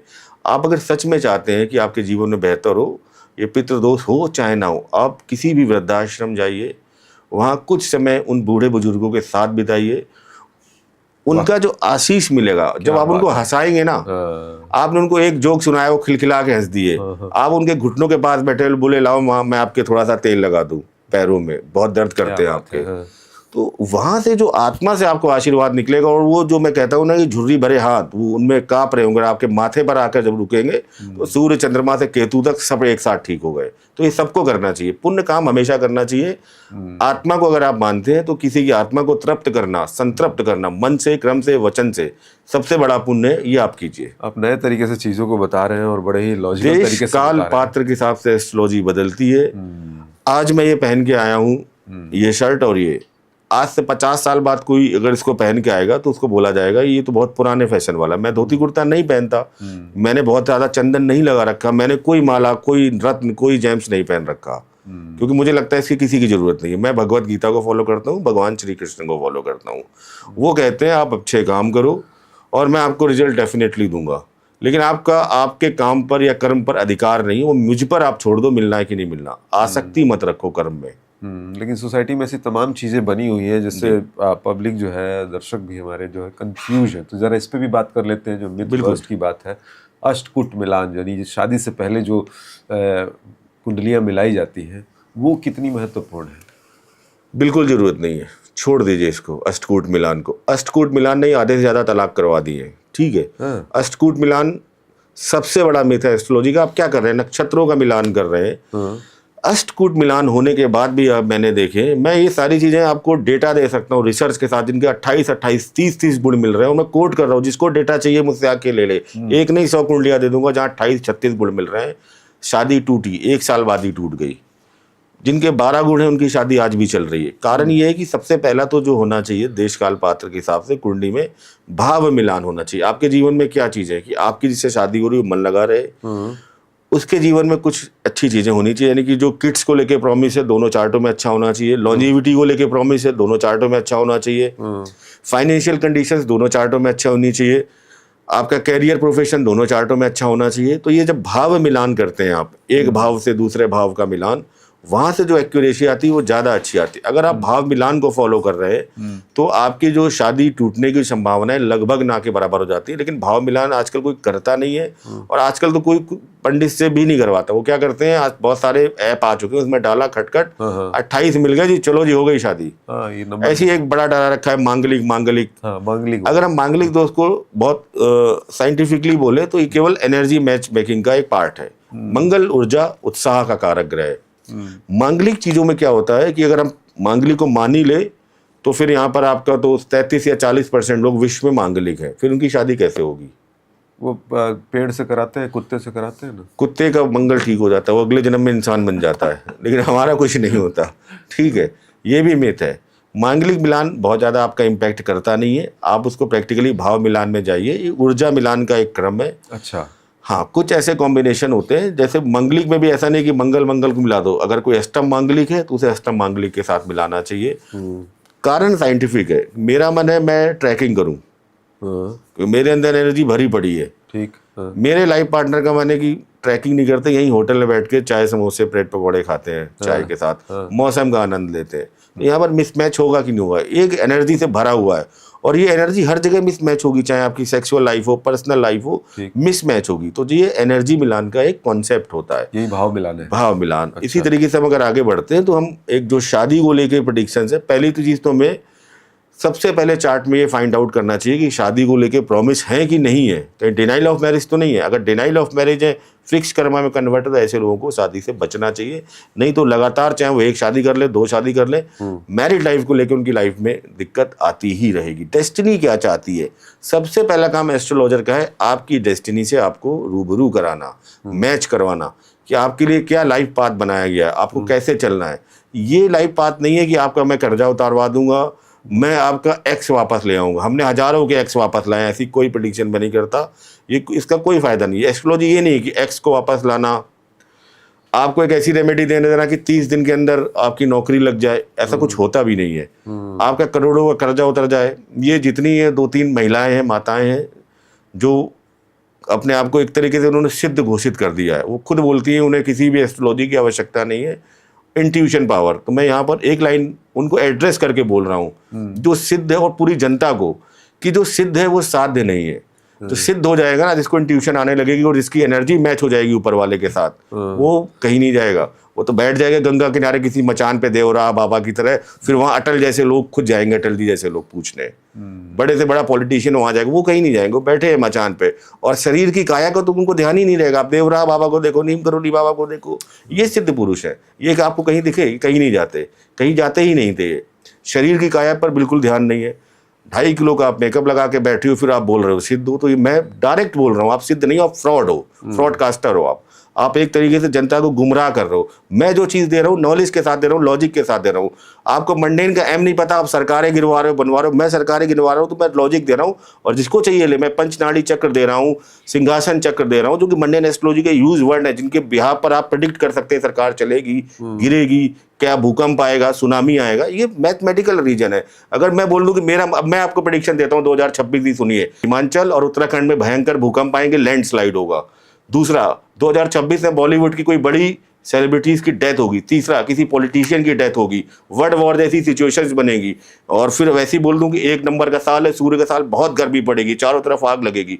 ये प्रेडिक्शन नहीं, ये बकवास है, और ये हर साल होता है। आप डेटा उठा के देख लो, कोई ना कोई सेलिब्रिटी हर साल मरता है, हर जगह भूकंप, सुनामी, लैंडस्लाइड आता है, हर जगह टेररिस्ट अटैक होता है, हर जगह कोई आपका बॉलीवुड पॉलिटिशियन कुछ ना कुछ होता है। ये प्रेडिक्शन नहीं है। अगर प्रेडिक्शन है, आप नाम बताओ, जगह बताओ और आप मुझे चार्ट बताओ कि आपने कैसे की प्रेडिक्शन। मैं ऐसी किसी इंट्यूशन को नहीं मानता जो आप बैठ के, मैं सिद्ध ही नहीं मानता। सिद्ध के लिए आप फिर भगवत गीता जाइए, जहां पर साफ साफ लिखा है जो सिद्ध है कि दुखेश्वनुद्विग्मना सुखेशु विगत स्प्रा वित राग भय क्रोधा स्थिर धीर मुनि उच्यते। जो स्थिर बुद्धि वाला है, जो राग भय क्रोध से मुक्त है और जिसके लिए दुख और सुख समान अवस्था है, वो सिद्ध पुरुष है। तो आप सिद्ध तो नहीं हो सकते, क्योंकि आप में एक भी रूल नहीं लग रहा है। ऐसे ही एक काल सर्प दोष के लिए भी कहा जाता है, जरा उसके बारे में बताइए। सॉरी, थोड़ा सा मैं जब सुनता हूँ तो थोड़ा सा मुझे दुख ही होता है कि इस वजह से मेरे पास जो लोग आते हैं वो बहुत आहत होके आते हैं, ठगे हुए आते हैं और मुझसे भी कई बार प्रश्न करते हैं कि हम आप पर विश्वास क्यों करें। क्योंकि आपके जैसे ही भाई बंधु के साथ हम गए थे, उन्होंने तो हमको बोला था कि एक काम करना, तुम पर जो कर्जा है तो एक तेज पत्ता लेना, काली मिर्च लेना और लाल कपड़े बांध के इधर रख देना, उधर रख देना। कुछ नहीं हुआ, पैसे और ले लिए, हमारे टाइम और खराब हुआ। आप मुझे बताओ कि मैं आप पर विश्वास क्यों करूं। फिर हमें उनको बताना पड़ता है, उनके चार्ट्स को एनालाइज करके प्रैक्टिकली कि आपके जीवन में इस चीज़ को लेके दिक्कत रही है, ये कष्ट रहा है, ये परेशानी रही, तब उनका एक विश्वास वापस जागता है कि नहीं, अगर हम पास्ट सही से कर पा रहे मीन्स कि चार्ट को एनालाइज करने की ताकत आ रही है। सही बात है। अब कहीं ना कहीं जिस तरह से चीज़ें बाहर हैं, लोग भ्रम में आ ही जाते हैं और डाउट आना तो कई बार नेचुरल भी होता है। अब सिर्फ एक ही वजह नहीं होती, कई सारी वजह बिल्कुल जो आपने बताई। काल सर्प दोष एक होता है जिसको मुझे भी एक बार बताया गया था और उसके लिए नासिक जाना, पूजा पाठ कराना, ये तो होता होगा कि ये काल सर्प दोष तो सबसे बड़ा फ्रॉड है एस्ट्रोलॉजी का, झूठी बीमारी का झूठा इलाज। ये भी नहीं। काल सर्प दोष के लिए मैं चैलेंज करता हूँ आपके चैनल पे, जितनी क्लासिकल बुक है जिनसे पूरी की पूरी एस्ट्रोलॉजी चलती है, सबसे पहले नाम ले लेते हैं वृहद पराशर होरा शास्त्र। वहाँ से मुझे कोई श्लोक ला के दे दो जहाँ पर काल सर्प का वर्णन हो। सर्वार्थ चिंतामणि, सारावली, मानसागरी, आपकी चमत्कार चिंतामणि, जातक परिजात, भावार्थ रत्नाकर, ऐसी बहुत सारी क्लासिकल बुक है जिनके आधार पर ही एस्ट्रोलॉजी होती है। ऐसा कोई थोड़ी ना कि मैंने कोई श्लोक बना दिया है नया और मेरा श्लोक है। तो ये जो आई है, ये पूरी एक के.एन. राव जी हमारे जो गुरु जी रहे, उन्होंने तो इस पे बहुत लंबी सीरीज चलाई आज तक पे। अच्छा। कि ये फ्रॉड है, इस पे आप मत पढ़िए, टोटली ज्योतिष का सबसे बड़ा फ्रॉड है। बिल्कुल इसके चक्कर में पढ़िए और देखिए, आपको जीवन में समस्याएं हैं, आपका मन अस्थिर है, आपके दिमाग में बहुत सारी ओवर थिंकिंग, डिप्रेशन, एंजाइटी आती है। उन लोगों के लिए मैं एक रेमेडी बता देता हूँ, सुंदर, सस्ती, टिकाऊ। डेली मेडिटेशन कीजिए। भगवान शिव का जो महामृत्युंजय मंत्र है, ओम त्र्यंबकम यजामहे, इसकी आप मेडिटेशन करते टाइम कीजिए। आपके मन की अस्थिरता, ओवर थिंकिंग, डिप्रेशन, एंजाइटी, आपका जो इम्पल्सिवनेस है, पैनिक इश्यूज है, सारे रिजॉल्व हो जाएंगे। आप 3 महीने करो इसको। कहीं किसी नासिक, त्र्यंबकेश्वर जाने की आवश्यकता नहीं, जाइए लेकिन दर्शन करने चाहिए। ये ढोंग में मत फंसिए जहां पर आप अपना लाख, सवा लाख रुपए लेके बर्बाद करते हैं, उसके बाद भी आपके जीवन में कोई परिणाम नहीं आता। लेकिन अगर ये ढोंग, जवाहरलाल नेहरू की कुंडली में काल सर्प दोष था। अच्छा। अटल बिहारी वाजपेयी जी की कुंडली में काल सर्प दोष था। Amrita Pritam, George W Bush, ऐसे भरे पड़े हैं नाम। अब इनमें से मुझे नहीं लगता कि कोई वहां गया हुआ नासिक में कि उसके जीवन में नेहरू जी ने कहा होगा कि पहले मैं काल सर्प की पूजा कराऊंगा तब जाके मैं प्रधानमंत्री का पद लूंगा। ऐसा कुछ नहीं। जॉर्ज डब्ल्यू बुश ने नासिक में आके पूजा नहीं कराई होगी सद्दाम हुसैन को पकड़ने से पहले। ऐसे भरे पड़े एग्जाम्पल, तो कहीं कंफ्यूज मत होइए। ये आपको एस्ट्रोलॉजी का काम केवल इतना है कि आपको सही रास्ते पर ले जाना, जो जीपीएस करता है। जीपीएस आपको उठा के थोड़ी ले जाता है, वो तो आपको एक रोड मैप बता दिया कि यहाँ पर इतना रेड दिख रहा है, आगे ग्रीन है, आप उसको फॉलो करते जाओ, जीवन आपका पहुंच जाएगा मंजिल तक। लेकिन जो कुछ कर रहे हो सब कुछ आप करो, गाड़ी भी आप चला रहे हो, स्ट्रेस, फ्रस्ट्रेशन सब आप झेल रहे हो और आगे बढ़ रहे हो। तो यही एस्ट्रोलॉजर का काम है। अब मतलब अगर ये है इस तरह से तो जाली बहुत बड़ा है। बहुत पहले से हम लोग सुनते हैं काल सर्प दोष और ज्योतिष। आज से जितने लोग भी मुझे सुन रहे हैं, काल सर्प दोष के नाम पर अगर वो ठगे जा रहे हैं तो रुक जाएं, भगवान शिव की उपासना करें, महामृत्युंजय मंत्र की घर पर चैंटिंग करें। देखिए उनके जीवन में कैसे सकारात्मक बदलाव आएंगे और अपनी चीज़ों पर फोकस्ड होंगे। मन की जो अस्थिरता है वो समाप्त होगी। रत्नों को लेके भी कहा जाता है कि रत्न पहनने से जो है ग्रह शांत होते हैं, उपाय के रूप में इसकी बड़ी महत्ता है, इसका बड़ा मार्केट भी है। इसको तो नहीं नकारेंगे या इसको भी नकार रहे हैं? इसको भी नकार रहा हूँ मैं। ये भी एक तरीके का कॉमर्शियल एस्पेक्ट है। ये भी कहीं पर क्लासिकल में पराशर जी या जो हमारे भृगु ऋषि है, ये सब नहीं बता के गए थे कि जब आपकी नौकरी ना लगे तो पुखराज पहन लेना। गुस्सा हो आपके तो बच्चा मून ना आ रहा हो तो आप वो ये पन्ना पहन लेना, या जो भी आपका हो चीज है, मून पहन लेना, चंद्रमा का मोती पहन लेना, ये बकवास है। कर्म प्रधान विश्व रचि राखा, जो जस करहि सो तस फल चाखा। जैसा कर्म करोगे वैसा रिजल्ट आएगा। पुखराज के आप पुखराज की माला गले में पहन लो। अगर आपकी बुद्धि खराब है, आपके कर्म खराब है और आपकी आदतें खराब है, तो कोई आप पर फर्क नहीं आएगा। ये सब बकवास है। ईश्वर के साथ कनेक्ट होइए। ये नग नगीने, देखो मैं कुछ नहीं पहनता, मैं प्रैक्टिकली बोल रहा हूँ। मैंने कोई ऐसे बहुत सारे ये नहीं पहन रखे, लपेट रखे हैं, ना मैं कोई चंदन पाटा करके आऊँ। जहाँ पर ज्ञान है वहाँ पर इन चीज़ों की आवश्यकता नहीं है। आप इन चीज़ों से बचें, अपनी डेस्टिनी को पहचानें और उस डेस्टिनी को ठीक करने के लिए अपने ईश्वर को पहचानें। ईश्वर से बढ़कर कुछ भी नहीं है। जो मांगना है डायरेक्ट मांगो। और देखिए, जो चीज़ आप अपने कर्मों के प्रभाव से प्राप्त करते हैं, अर्जित करते हैं, उसका प्रभाव चिरकाल तक, लंबे समय तक रहता है। जब आपने अपने जीवन के कष्ट के समय ईश्वर की उपासना की, तो आप कहीं ना कहीं ईश्वर के साथ भी कार्मिक बंधन में बंध रहे हैं। ईश्वर फिर कहीं ना कहीं उन कार्मिक बंधन में आपको रिलीफ देगा, रिलैक्सेशन देगा। कुछ भी बोलो, कोई उच्चारण संबंधी दोष नहीं लगता, कोई मंत्र नहीं आता, कुछ मत बोलो, सीधे सामने बात करो जैसे ईश्वर के साथ की जाती है। लेकिन हमारी गलती है कि हम ईश्वर का रोज बैठ के अपमान करते हैं। हम जैसे ही ईश्वर के पास जाते हैं, हम एक बार भी नहीं पूछते आप कैसे हो, क्या है, मेरे जीवन में आप अच्छा करो। हम सीधे बोलते हैं ये काम कर देना प्रभु, ये काम कर देना, गाड़ी दिलवा देना, घर दिलवा देना, बच्चा नहीं हो रहा बच्चा करवा देना, एक इस बार मेरा प्रमोशन हो जाए, यूएस का वीज़ा लग जाए। ये वही सेम चीज़ है जब आप किसी के घर आओ, एक बार भी मत पूछो कि आप कैसे हो, और आते ही पूछो कि आपके ड्रॉर में जो पैसे रखे वो दे देना, ये घड़ी आपकी बहुत अच्छी, ये दे देना। वो कह रहा है कि मेरे पास खड़े हो, मेरे पास इन चीज़ों को कोई मतलब ही नहीं है। तो मैंने अगर केवल एक बार ऐसे कर दिया और अपना आशीष दे दिया, तो अपने आप तुम्हारे पास आएंगी। तुम पहले मेरे साथ तो जुड़ो। तुम मेरे साथ जुड़ नहीं रहे हो और ये जो सांसारिक चीज़ें हैं इनको मान रहे हो। मैं तो ये कहता हूँ कि रेमेडी में बताता हूँ जैसे कि आपको करनी है और सबको करनी चाहिए विद लॉजिक। बहुत ये रील वायरल है, बहुत लोग देख भी चुके हैं। विष्णु सहस्त्र नाम का आप पाठ कीजिए। आप 3 महीने विष्णु सहस्त्र नाम का पाठ कीजिए। इसके लिए किसी दिन की आवश्यकता नहीं, मंडे टू संडे। भगवान 365 दिन 24/7 अवेलेबल है। देखना ये कि आप कब खाली हो। किसी जल्दी में, किसी हड़बड़ाहट में नहीं करना। विष्णु सहस्त्र नाम जब हम करते हैं, तुम्हारे 9 के 9 प्लानेट क्यों ठीक होते हैं, मैं बार बार आपको समझा रहा हूँ जिससे आपको लॉजिक फिक्स हो जाए। जो 9 के 9 अवतार हैं वो किसी न किसी प्लानेट को रिप्रेजेंट करते हैं। राम को अगर आप देखेंगे तो सूर्य को, कृष्ण को देखेंगे चंद्रमा को, आप इनका नरसिम्हा अवतार मंगल को, गौतम बुद्ध का अवतार बुध ग्रह को, वामन अवतार बृहस्पति को, परशुराम अवतार वीनस को, कूर्मा अवतार शनि को, वराह अवतार राहु को, और आपका मत्स्य अवतार केतु को। आप देखिए जब आप पूरा पढ़ रहे हैं सीरीज में नाम, आपके 9 के 9 ग्रह ठीक हो गए। तो आपको वो काम करना चाहिए जो चिरकाल के लिए स्थायी हो। तो आप ईश्वर के साथ कनेक्ट हुई और ये रेमेडी आप कीजिए। किसी दिन की बाध्यता नहीं, किसी समय की बाध्यता नहीं।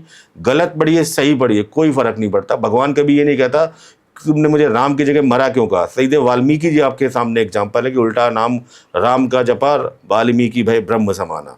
आपकी भावना क्या ईश्वर के साथ कनेक्ट होते ये मायने रखती है। तो किसी की शादी नहीं हो रही है, किसी को बच्चा नहीं हो रहा है, या किसी को धन की प्रॉब्लम है और भी अलग अलग तरह की, तो सब में ये काम करेगा या फिर ये सब में काम करेगा। देखिए आपके 9 प्लानेट कुंडली में 9 के 9 प्लानेट आपके ठीक हो रहे हैं, और जिस प्लानेट की वजह से दिक्कत आ रही होगी वो प्लानेट आपका ठीक होकर आपको अच्छे रिजल्ट देगा। बाकी पर्टिकुलर चीजें भी कुछ है, कुछ मंत्र हैं जो विवाह के लिए होते हैं, वो मैं आपको शेयर कर दूंगा या डिस्क्रिप्शन में आप डाल सकते हैं। जिनकी शादी ना हो रही हो, जिन पुरुष व्यक्तियों की शादी में दिक्कत आ रही हो, ओम पत्नी मनोरमा करके मंत्र उसकी चैंटिंग करें, दुर्गा सप्तशती की।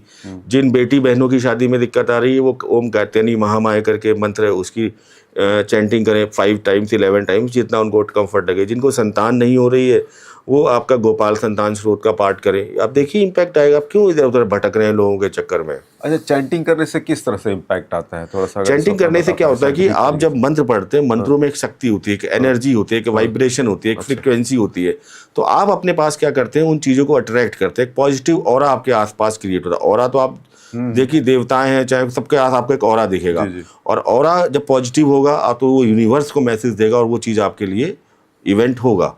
आप देखिए ऑरा का इतना इम्पैक्ट होता है कि कई लोगों के साथ मिलने के बाद ही बहुत बुरा लगने लगता है, नेगेटिव फील होने लगता है। कई लोगों के साथ मिलने के बाद हमें बहुत अच्छा फील होता है। तो आपका ऑरा क्लीन होता है, आपके मन की शुद्धिकरण होता है, और ईश्वर के प्रति आपकी श्रद्धा बढ़ती है। और देखिए ईश्वर सब कुछ करने में सक्षम है, वो अगर अपने पर आ जाए तो चमत्कार करते हैं, उसी को मिरेकल कहते हैं। आप देखिए ना, रेलगाड़ी के नीचे से भी बच्चा बच जाता है, पलंग से गिर के आदमी की मौत हो जाती है, बाथरूम में फिसल के मौत हो जाती है, बड़े से बड़े रोड एक्सीडेंट में खरोच नहीं आती, यूं झाड़ के खड़ा हो जाता आदमी। तो ईश्वर का आशीर्वाद आपके साथ है तो फिर तो सब कुछ हो सकता है।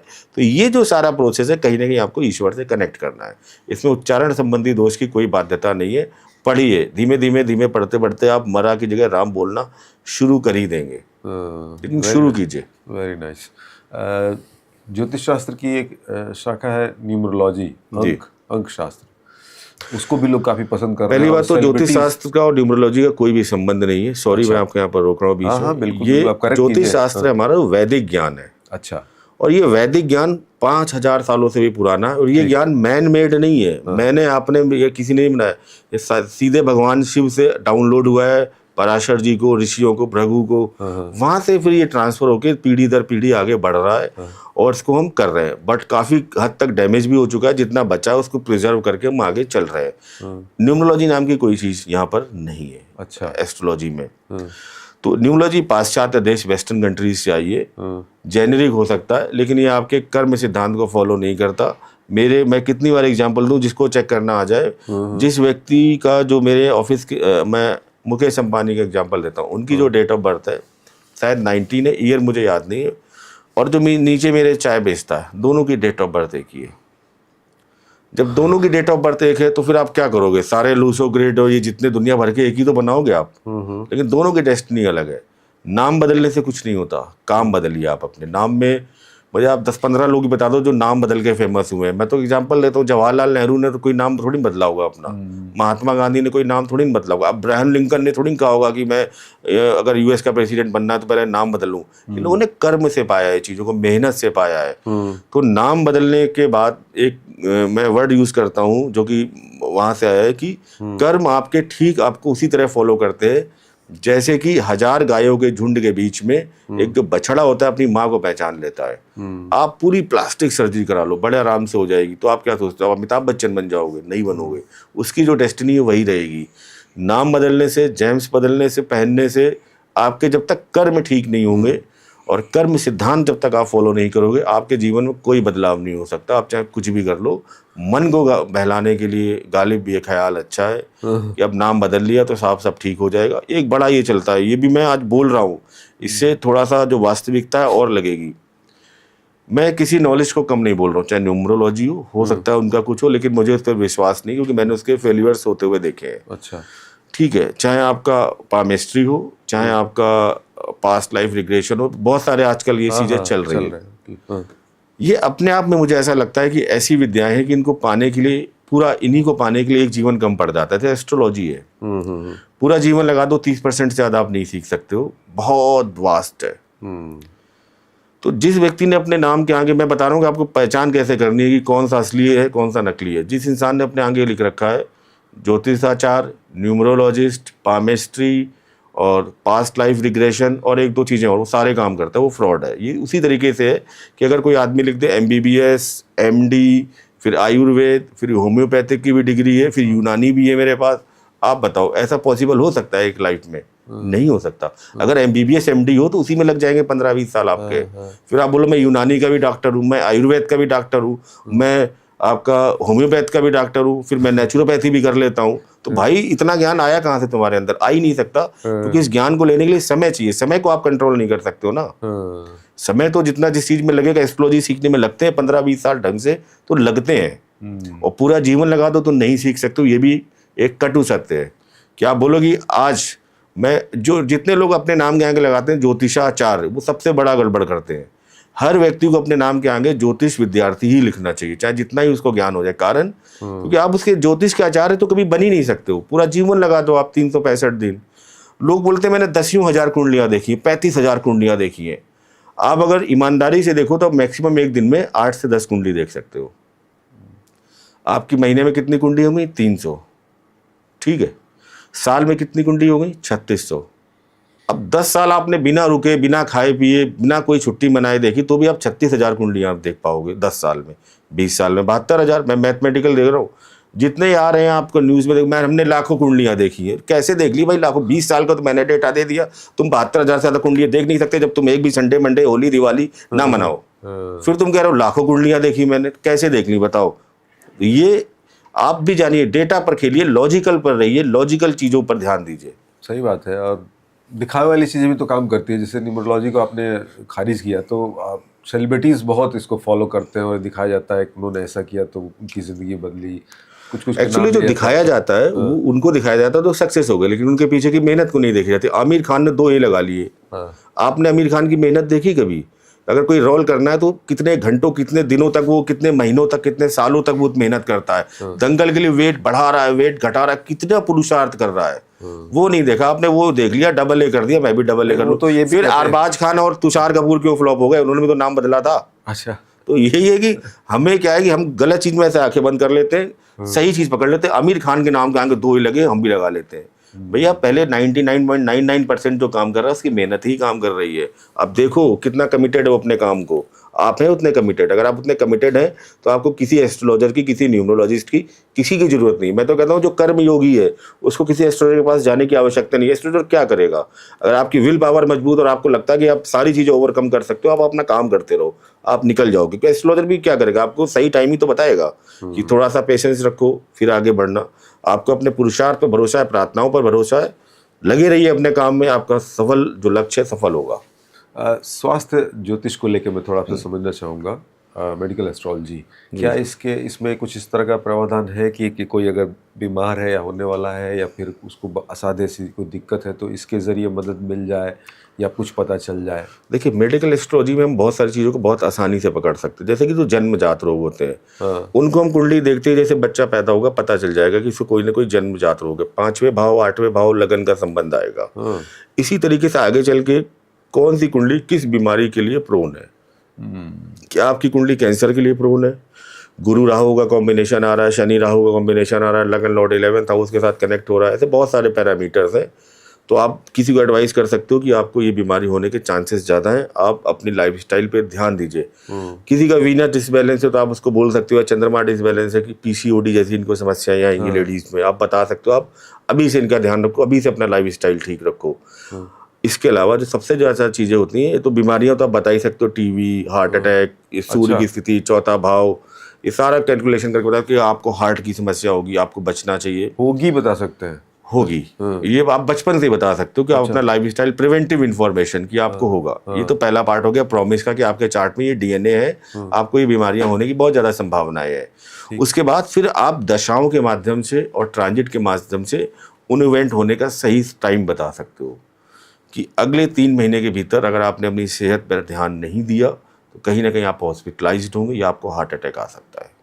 अच्छा, ये प्रिवेंटिव इन्फॉर्मेशन आप इसको पॉजिटिव वे में यूज़ कीजिए। ठीक है, हार्ट अटैक आना लिखा है, आएगा, या जो मेडिकल इश्यूज आएंगे, लेकिन वो इतने कम हो जाएंगे कि आपको हो सकता है घर पे ठीक हो जाओ मेडिसिन खा के।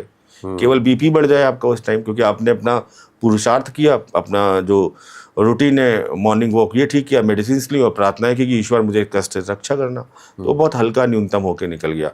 दशाओं के माध्यम से आउटकम दशाएं में बता देती है कि जैसे आप किसी बीमारी में है, आप आईसीयू में है, ये व्यक्ति घर आएगा कि नहीं आएगा, ये भी प्रश्न होता है हमारे सामने। क्या करें इनका, इतने दिन हो गए, बहुत खर्चा आ रहा है, तो हम उसमें कोट चक्र का इस्तेमाल करते हैं। मैं देखिए हर वर्ड का लॉजिक दे रहा हूँ, कोई इंट्यूशन पावर नहीं है मेरे पास और किसी के पास नहीं है।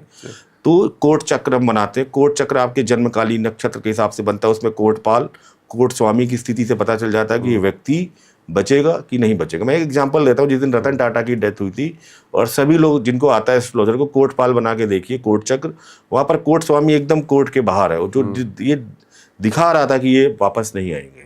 अच्छा, तो ऐसी बहुत कंडीशंस में आपको हेल्प मिल सकती है। लॉन्जिविटी आप देख सकते हैं, बट जो आयु है ये बहुत रेयर केस में देखनी चाहिए। और ये जब व्यक्ति बहुत असाध्य स्थिति में हो और जब हमें डिसीजंस लेने हो कई बड़े, तब हमें देखना चाहिए। कोई भीषण एक्सीडेंट होने वाला और आपकी कुंडली में कॉम्बिनेशन है 4th हाउस जो व्हीकल्स का है, शुक्र पीड़ित है आपका, मंगल पीड़ित है, अष्टम भाव में, बहुत सारी ऐसी चीज़ें हैं जो सडन दुर्घटनाओं को दिखाती हैं, तो आप बोल देंगे कि आपको हमेशा व्हीकल चलाते टाइम केयरफुल रहना चाहिए। और ये टाइम फ्रेम है सितंबर से लेकर अक्टूबर तक, यहाँ पर मुझे आपकी दुर्घटना दिखती है। आप या तो व्हीकल ना चलाएं या ड्राइवर रखें या केयरफुल होकर चलाएं। और इसमें ध्यान जब आप रखेंगे और प्रार्थनाएं करेंगे तो चीज़ें तो होंगी, लेकिन बहुत न्यूनतम होकर निकल जाएंगी। जैसे आपने बोला कि यहाँ से यहाँ तक ड्यूरेशन मुझे दुर्घटना दिख रही है, तो वो तो एक तरह से प्रेडिक्शन है, वो तो होगा ना, एक तरह जो आपने कहा जी। तो फिर उसको बता के फायदा क्या हुआ? बता के फ़ायदा हुआ कि आपको जैसे बता दिया गया कि आपका एक्सीडेंट है, तो आप मेंटली प्रिपेयर्ड हैं कि मुझे व्हीकल ठीक चलाना है, और आप प्रार्थनाओं को, आपको रेमेडी भी बताई गई, ईश्वर के साथ आप कनेक्ट होकर प्रार्थनाएं कीजिए, तो गाड़ी आपकी टकराएगी लेकिन उस गाड़ी में आपको कोई नुकसान नहीं होगा, आप प्रोटेक्ट होकर निकल जाएंगे। अच्छा। क्योंकि मैं अल्टीमेट जो डिसीजन तो हम ईश्वर पर छोड़ देते हैं कि भाई मेरी रक्षा करना, आप ये दिख रहा है, और अगर ये फिक्स कर्मा में नहीं है तो ये टल जाएगा। अब किसी की लॉन्जिविटी ही कॉम्प्रोमाइज हो चुकी है उस टाइम ड्यूरेशन में, तो एक्सीडेंट भी होगा और कहीं ना कहीं उसकी डेथ भी होगी। तो यहाँ पर ये भी देखना होगा कि व्यक्ति की लॉन्जिविटी कितनी है इस टाइम, और कितनी ओवरऑल उसको अपनी लॉन्जिविटी लेकर आया है। ये शेयर नहीं करनी चाहिए, और जब तक कोई पूछे ना बतानी नहीं चाहिए। एस्ट्रोलॉजी में भी एक रूल है, एस्ट्रोलॉजी को हमेशा मौज काटने के लिए नहीं जाना चाहिए कि चलो आज चेक करते हैं एस्ट्रोलॉजर कैसा है। पहले तो उन्हीं व्यक्तियों को जाना चाहिए जिनके जीवन में कुछ कष्ट हो, परेशानी हो, प्लस अपने प्रारब्ध का जितना पार्ट वो पूछना चाहते हैं वो खुद ही एस्ट्रोलॉजर बता देगा रीड करके। आपको बहुत ज़्यादा बताने की आवश्यकता नहीं होगी। ये चल रहा है, ये दशाएं चल रही हैं, ये ट्रांजिट चल रहा है, इस हाउस पर इम्पैक्ट है, तो कुछ जॉब चेंज हो गई होगी आपकी, या चली गई होगी, या संतान को लेके कष्ट चल रहा है इस टाइम, या आपकी फाइनेंशियल प्रॉब्लम चल रही है, 6, 8, 12 की दशा चल रही है, तो कोई मेडिकल इशूज़ चल रहा है, बीमारी से ग्रस्त हो आप, 22वां दृष्टिकोण 64वां नवांश एक्टिवेट है, हेल्थ के इशूज़ है, तो वो बता देगा। उसके बाद आप जो जानना चाहें फिर आप उससे पूछें। प्राइमरी तो वो आपको खुद ही बता देगा कि आप क्यों आए उसके पास। तो कुछ प्रॉब्लम ऐसे होती हैं, जैसे आपने चर्चा की, कोई जन्मजात बच्चा ही है, ADHD इस तरह की प्रॉब्लम हो गई, या कुछ इस तरह की असाध्य बीमारी हो गई जो बचपन से ही है, तो वो उसके होने के बाद भी कोई रेमेडी है इसमें? बिल्कुल। देखिए ADHD या जितनी भी मानसिक समस्याएं होती हैं, कई लोग आप देखते होंगे मेंटल डिसीज के साथ परेशान रहते हैं। तो 3 प्लैनेट हमें इसे बेसिकली परेशान करते हैं, मून यानी कि चंद्रमा, जुपिटर यानी कि गुरु, मरकरी यानी कि बुध। इन तीनों प्लानिटरी पोजीशंस को आप ठीक कर लेते हैं वैदिक रेमेडीज़ के थ्रू और ईश्वर की प्रार्थनाओं के थ्रू, तो ये काफ़ी हद तक आपका रिकवर हो जाता है। बहुत सारे बच्चे मैंने देखे हैं जो 12 साल के बाद ऐसी प्रॉब्लम के साथ निकल गए हैं, अगर उन्होंने ये रेमेडीज़ की हैं और ईश्वर पर भरोसा किया है। 12 साल के बाद? जी। तो इतना टाइम लगता है? हाँ, बच्चों में कई बार होता है कि उनकी कुंडली 12 साल के बाद ही एक्टिवेट होती है। अच्छा। कई लोगों ये बात नहीं बताओगी। शुरुआत के 4 वर्ष जो माता के पूर्व जन्म के कर्म है उनका रिजल्ट आता है, अगले 8 वर्ष पिता के जो पूर्व जन्म के कर्म है उनका रिजल्ट आता है बच्चों पर, और अगले 8 से 12 वर्ष तक उसके जो पीछे के काम है उनका। जो सही प्लानिटरी पोजीशंस लेके आया है वो 12 साल के एक्टिवेट होती है। तो कई बार बच्चों की पूरी पर्सनैलिटी मैंने देखी 12 साल के बाद चेंज हो जाती है। बोलते ही बिल्कुल पढ़ने में बेकार था, अचानक 13वें 14वें साल में पढ़ने में एक्सपर्ट हो गया, उसका जुपिटर काम करने लगा, उच्च का गुरु। तो ऐसे ही बहुत सारे अच्छे कॉम्बिनेशंस भी होते हैं बच्चों के चार्ट में जो एक्टिवेट होते हैं, तो इन चीज़ों से आराम दे देते हैं। तो इस तरह से देखा जाए तो जो मेडिकल एस्ट्रोलॉजी है और आयुर्वेद, इनको तो अगर मिल के चले तो काफ़ी हद तक बहुत अच्छी बात है कि हमारी पुरातन संस्था, पुरातन ज्ञान है। आयुर्वेद भी, मेडिकल एस्ट्रोलॉजी, आयुर्वेद, देखो मेडिकल एस्ट्रोलॉजी में वात, पित्त, कफ जैसी डिसीज को डिफाइन करते हैं, कौन सा प्लानिट वात के लिए, कौन सा पित्त के लिए, कफ के लिए, और आपका आयुर्वेद भी इन पर बेस्ड है। अगर ये दोनों मिल जाएं तो ये सनातन के लिए बहुत बड़ा एक जीत होगी, और कई हद तक हम ये जो आपके फार्मास्यूटिकल माफियाज हैं इनसे बच जाएंगे, क्योंकि कई बार हमें अननेसेसरी परेशान करते हैं ये। तो ये ऐसा कई बार एस्ट्रोलॉजर बता देता है कि आपको कोई बीमारी नहीं है, आप बेफिक्र रहिए, आपको कुछ भी नहीं होना, और सही में ये होता है, डॉक्टर कंफ्यूज करते रहते हैं उसको। सूर्य उपासना को लेकर सर क्या एस्ट्रोलॉजी में कोई महत्व बताया गया है? क्योंकि बिहार में एक छठ पूजा बड़ा पर्व है सूर्य उपासना को लेकर। देखिए, हमारे जो पुराने बुजुर्ग थे, पूर्वज थे, वो इन ग्रहों का महत्व जानते थे। तो उन्होंने किसी न किसी पूजा से हर ग्रह को, पेड़ को बांध दिए थे। पीपल का पेड़ ऑक्सीजन के लिए बहुत अच्छा होता है, तो उन्होंने उसको प्रोटेक्ट किया। सूर्य क्या है? आपकी आत्मा का कारक है, कॉन्फिडेंस का कारक है। सूर्य जितना मजबूत होगा उतना ही आपको नेम, फेम, समृद्धि मिलेगी जीवन में। और ये दो प्लानेट है, सूर्य और चंद्रमा, इनको आप देख सकते हैं, फील कर सकते हैं। फील ऐसे कर सकते हैं, विंटर्स में आप देखिए जिस दिन सूर्य नहीं निकलता उस दिन आप बड़ा लो एनर्जी फील करते हैं, मन करता है रजाई में घुसे रहो या पोस्टपोन कर दो काम। आप देखिए सुबह 9 बजे बढ़िया विंटर में नवंबर दिसंबर धूप निकली हुई तो आप एनर्जेटिक हो जाएंगे, बिल्कुल डायरेक्ट आप उस एनर्जी को फील कर रहे हैं। तो सूर्य उपासना कहीं ना कहीं आपके जो ऑरा है, आपका व्यक्तित्व, उसका प्रभाव बढ़ाता है और आपके जीवन में समृद्धि लाता है, नेम, फेम, ऐश्वर्य, यश को लाता है। तो हमारे जो बुजुर्ग हैं उन्होंने किसी न किसी पर्व के साथ सूर्य को बांधा है। सूर्य की जब आप पूजा करते हैं तो आपके जीवन में बेहतर आता है। देखिए बिहार में छठ पूजा होती है, सूर्य की उपासना करते हैं, निश्चित रूप से उनके बाद उनके जीवन में कुछ ना कुछ बेहतर ही होता है। इसी तरीके से हर प्लानेट की आपको उपासना करनी चाहिए। लास्ट में मैं 9 के 9 प्लानेट ठीक करने की आपको एक रेमेडी बता देता हूँ। कोई रुपया नहीं लगना, कोई पैसा नहीं लगना, हर जगह बताता हूँ। विष्णु सहस्त्र नाम आपने किया ही, वो ठीक है। दूसरा, आप एक संकल्प लीजिए। इस संकल्प में पैसा भी लग सकता है, नहीं भी लग सकता, केवल भावना से चाहिए। सभी लोग जिनको अपने 9 के 9 प्लानेट ठीक करने, ये एक अल्टीमेट रेमेडी पहली बार मैं आपके चैनल पे बता रहा हूँ और उसके इतने ज़बरदस्त रिजल्ट आए पिछले 1 साल में मेरे पास। आप अपने घर के आसपास कोई भी गौशाला होगी, गायशाला, जहाँ पर गाय रखी होती है, उन गौशाला जाइए किसी भी दिन, सोमवार से लेके इतवार तक, जिस दिन आपके पास टाइम हो। थोड़ी देर वहाँ समय बिताइए और आपको जो गाय अट्रैक्ट करे, कोई ना कोई गाय, मैं निश्चित रूप से बोलता हूँ आपको अट्रैक्ट करेगी। अच्छा। आप उसके पास जाओ, फिर आप एक संकल्प लो कि आप इस गाय को गोद लेते हैं। गोद लेने का मतलब इसका जो खाने पीने का खर्चा है, XYZ अमाउंट, वो आप गौशाला देंगे और नित्य प्रति यहाँ पर आके इनसे मिलते रहेंगे जब आपको समय होगा। फिर आप देखिए आपके 9 के 9 प्लानेट 1 साल में कहाँ से आपको कहाँ पर ले जाते हैं। गौ सेवा से बड़ा कोई चीज़ या कोई भी उपकार नहीं है।